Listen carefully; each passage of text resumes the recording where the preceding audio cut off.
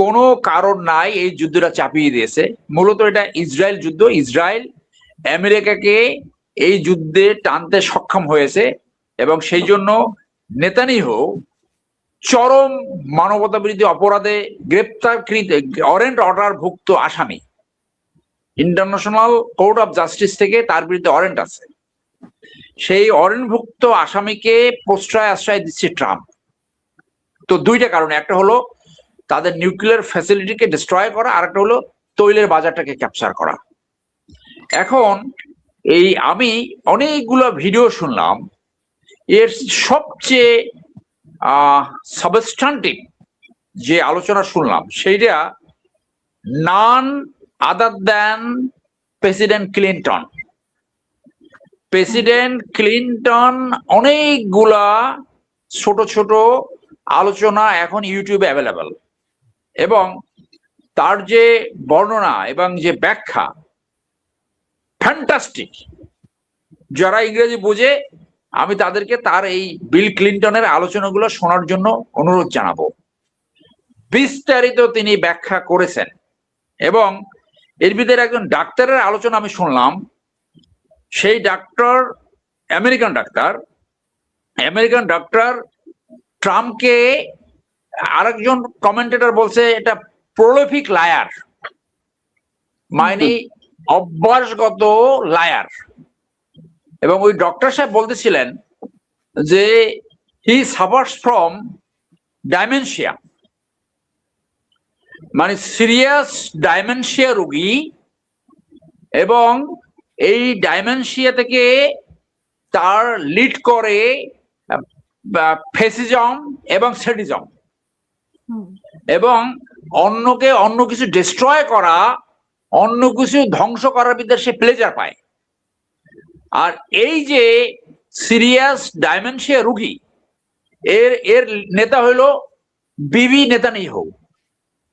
এই নেতানিয়াহু 40 বছর ধরে অপেক্ষা করতেছিল। এটা ক্লিনটনের আলোচনায় আসছে যে নেতানিয়াহু এই যে ডাইমেনশিয়া রোগী, এই প্রলিফিক লায়ার, এই লায়ারকে এই যুদ্ধে টেনে আনতে পেরেছে mostly because of the domestic politics of Israel. যুদ্ধটাকে যদি টিকে রাখতে পারে তাহলে তার ক্ষমতায় থাকতে সুবিধা হয়। যুদ্ধ না থাকলে নেতানিয়াহু থাকতে পারে না। ইন এডিশন এই যে নিউক্লিয়ার পাওয়ারকে এনিহিলেট করা, ডিস্ট্রয় করা, এবং তৈলের মার্কেটে ধরা। এবং এই ডাইমেনশিয়া রোগী, এই সেডিস্ট একদিন আগে বললেন যে তারা যুদ্ধটা ক্লোজ করে আনতেছে, অর্থাৎ যুদ্ধ তারা শেষ করে দেবে। কেন? তার ভাষায় তাদের মিশন অ্যাকমপ্লিশড হয়েছে, তার ভাষায়। এরপরে সে 48 ঘন্টার একটা আলটিমেটাম দিল যে এর ভিতরে যদি হরমুজ প্রণালী যদি সে ওপেন করে না দেয় তাহলে সমস্ত পাওয়ার প্ল্যান্ট সে নষ্ট করবে, ধ্বংস করবে।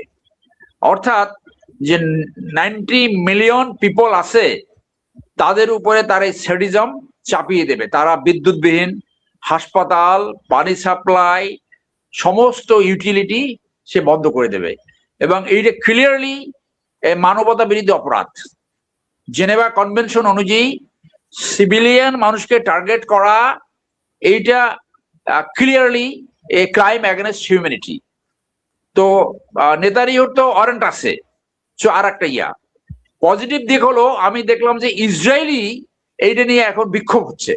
24 ঘন্টা আগের একটা ভিডিও দেখলাম, ইসরায়েলে বিক্ষোভ শুরু হয়ে গেছে এবং আমেরিকাতেও বিক্ষোভ হচ্ছে। So possibility of A nuclear bomb আমি এখনো মনে করি না যে এই জায়গায় পৌঁছবে, এই জায়গায় যাবে।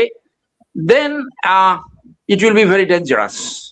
তো সেই জন্য আমি বলি যে যেহেতু ওয়েস্টার্ন ইউরোপ এবং ন্যাটো কোনো দেশকে সে আনতে পারেনি এবং তার দেশের ভিতরে ভেমেনলি এখন সমালোচনা হচ্ছে, এবং এই ডাইমেনশিয়া রোগী নেটো অন্য যে যারা আছে, যারা সরকার প্রধান তাদেরকে বলছে কাওয়ার্ড বলেছে।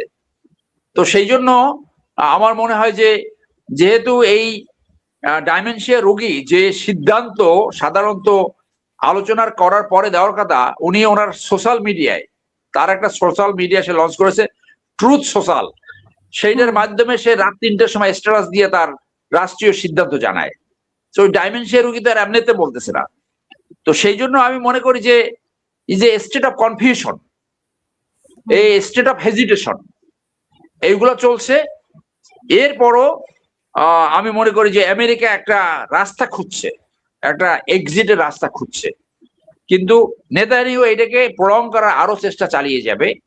আর যদি এই 48 ঘন্টার আলটিমেটাম দিয়েছে, আবার ওর একটা এই প্রলিফিক লায়ার ট্রাম্পের ক্যারেক্টারের একটা অংশ হলো কুইক একটা অর্ডার থেকে সরে আসতে পারে। সো কি হয় যে স্টেট অফ কনফিউশন। সো আমি মনে করি না যে এটা প্রলং বেশি দিন হবে, কারণ আমেরিকাও বুঝে গেছে যে ইরানকে কাবু করা এত সহজ নয়। এবং আপনি দেখেছেন যে 4000 কিলোমিটার দূরে তারা মিসাইল লঞ্চ করতে পারছে ডিয়েগো গার্সিয়ায়। একটি মিসাইল মধ্য আকাশে ধ্বংস হয়েছে, আরেকটি মিসাইল ওই ল্যান্ডে ওখানে ভূপতিত হয়েছে। সো ওয়ার প্রসারিত করলে যদি ইরান আবার কাউন্টার থ্রেট দিয়েছে যে ইরানের যদি পাওয়ার প্ল্যান্ট গুলো ধ্বংস করে, তাহলে পুরো মিডল ইস্ট, তাদের যে অ্যালাই আছে, they will also come to the darkness, তাদেরও পাওয়ার প্ল্যান্ট ধ্বংস করা হবে। সো এটা এমন স্কেলে চলে যেতে পারে যে কারো নিয়ন্ত্রণ তখন থাকবে না। So it will not be that easy. এবং আমি মনে করি যে তারা এখন পথ খুঁজছে কিভাবে এখান থেকে সরে যেতে পারে।